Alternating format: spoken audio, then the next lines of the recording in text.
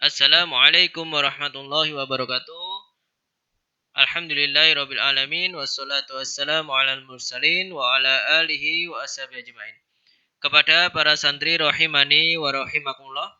Alhamdulillah kita senantiasa memanjatkan puja dan puji syukur pada Allah Subhanahu wa taala yang sangat banyak memberikan kenikmatan kepada kita semuanya. Yang kenikmatan tersebut kalau kita ingin menghitungnya maka kita tidak akan mampu menghitung nikmat tersebut karena banyak sekali nikmat yang diberikan oleh Allah Subhanahu wa taala. Para santri rahimani wa rahimakumullah. Untuk kesempatan yang berbahagia ini kita akan melanjutkan materi pelajaran bahasa Indonesia. Yang kemarin kita sudah menyelesaikan materi yang ada di bab 1 dan materi bab 2 dan sudah kita pakai untuk mid semester ya. Nah, sekarang kita akan melanjutkan untuk materi bab 3 yang judul materi bab 3 ini adalah meluaskan wawasan dan daya kritis dengan editorial. Jadi intinya kalau kita mau membaca teks editorial tersebut maka wawasan kita akan semakin luas dan kita mempunyai daya kritis. Maksudnya kita nanti ketika banyak membaca editorial yang ada di dalam surat kabar. Jadi editorial ini biasanya ada di surat kabar ataupun media elektronik juga biasanya ada editorial. Ya, ada editorial. Nah, kalau itu kita baca dan semakin banyak editorial yang kita baca, maka wawasan kita luas dan kita mempunyai daya kritis. Kita tidak mudah mempercayai sesuatu tanpa adanya bukti maupun alasan atau argumen dari orang yang menulis suatu teks ya. Yaitu fungsi dari editorial. Jadi kita ketika ada berita atau informasi, ya kita tidak langsung mempercayai berita atau informasi tersebut tanpa kita mengeceknya. Ya, tanpa kita mengecek sesuatu tersebut benar atau tidak. Lah benar atau tidak itu bisa kita ketahui ketika kita banyak membaca teks editorial. Ya, apa itu teks editorial? Maka kita nanti akan membahas teks tersebut di materi bab 3 ini. Ya, sebelum kita masuk ke dalam materi, kita terlebih dahulu membahas mengenai kata-kata yang ada di dalam kosakata yang fungsinya supaya nanti ketika kita berhadapan dengan kata tersebut kita tidak kebingungan ya untuk menjelaskan kata tersebut, sehingga nanti kalau kata itu kita sudah ketahui maka diharapkan nanti bisa memahami materi yang ada di dalam bab 3 ya. Langsung saja kita bahas satu persatu kata-kata yang ada di dalam kosakata. Yang pertama yaitu teks. Teks itu adalah naskah yang berupa kata-kata asli dari pengarang ya. Ya, naskah itu merupakan suatu tulisan ya. Naskah itu karangan yang berupa tulisan. Ya, jadi namanya teks itu adalah karangan yang berupa tulisan. Nah, isinya apa? Isinya adalah kata-kata asli dari pengarang. Jadi kalimat-kalimat yang ada di dalam teks tersebut itu asli dari pengarang ya. Bukan diterjemahkan atau diterangkan oleh orang lain, tapi asli ya, asli dari pengarang tersebut. Kalau itu karangan yang dikarang oleh penulis ya. Makanya itu merupakan teks ya, suatu karangan yang bentuknya tertulis ya. Terus kemudian informasi. Informasi yaitu pemberitahuan, bisa juga kabar atau berita tentang sesuatu. Jadi yang namanya informasi itu adalah pemberitahuan, kabar atau berita tentang sesuatu. Jadi kalau kita diberikan oleh seseorang suatu berita atau kabar, maka itu adalah informasi. Dan informasi itu biasanya penting ya untuk kita ketahui.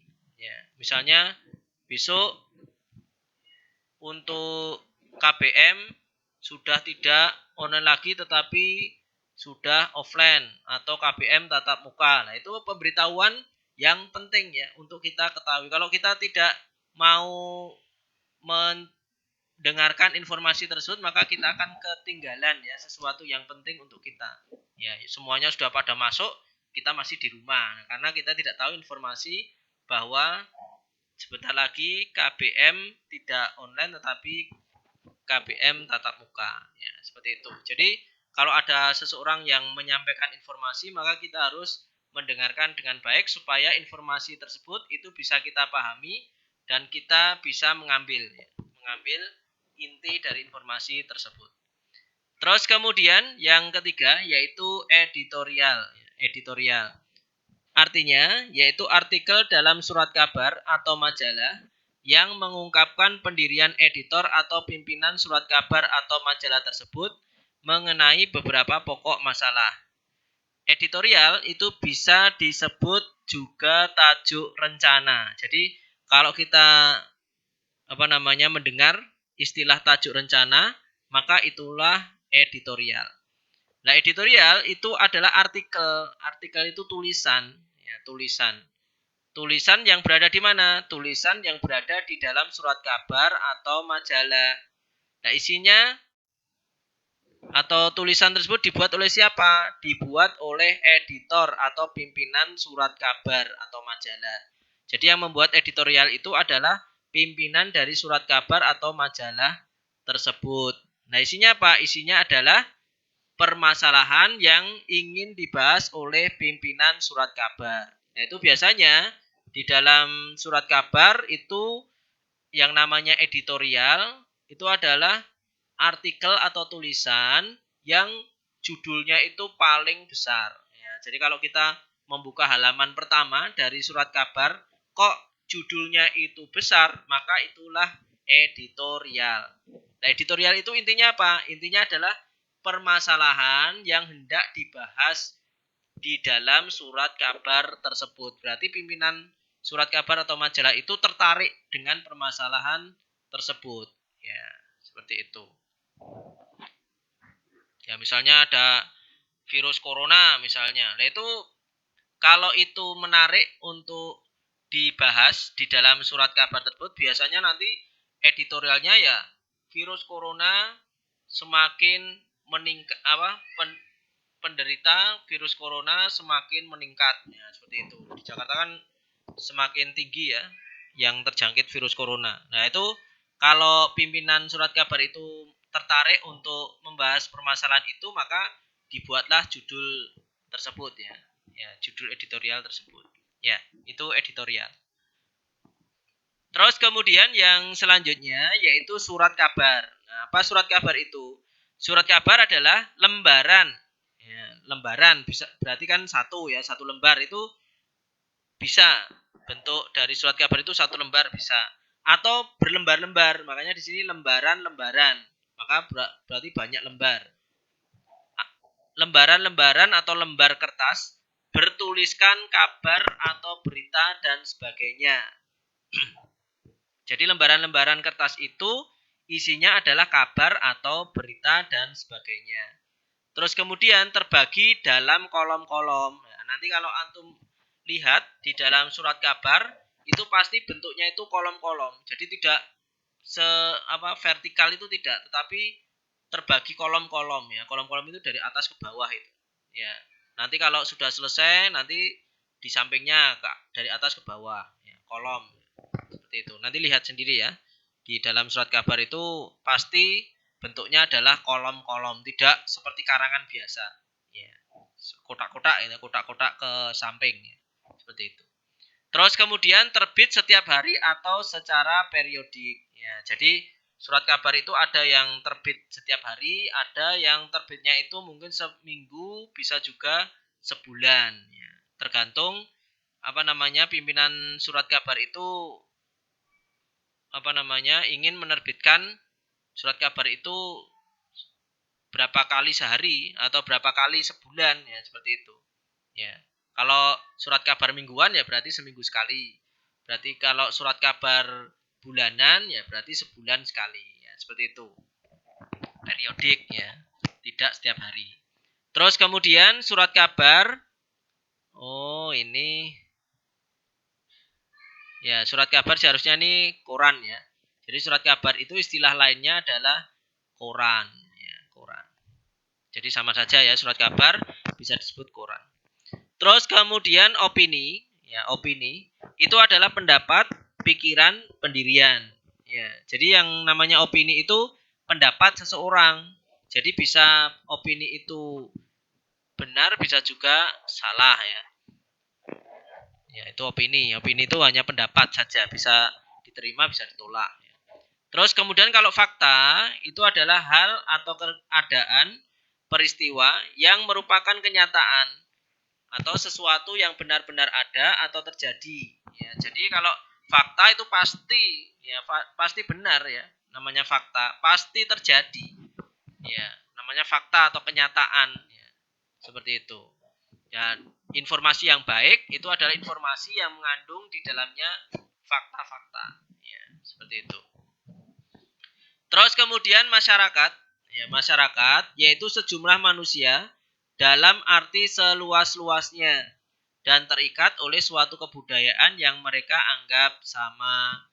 Jadi masyarakat itu adalah sekumpulan manusia, ya tidak hanya satu orang, tapi sekumpulan manusia yang biasanya di dalam masyarakat itu mempunyai kebiasaan yang sama. Misalnya masyarakat Jawa, ya berarti di dalam masyarakat itu berkumpul manusia yang kebudayaannya kebudayaan Jawa. Nanti masyarakat Sunda, masyarakat Kalimantan dan seterusnya, ya berarti masyarakat di situ itu mempunyai kebudayaan yang sama atau kebiasaannya itu sama, ya.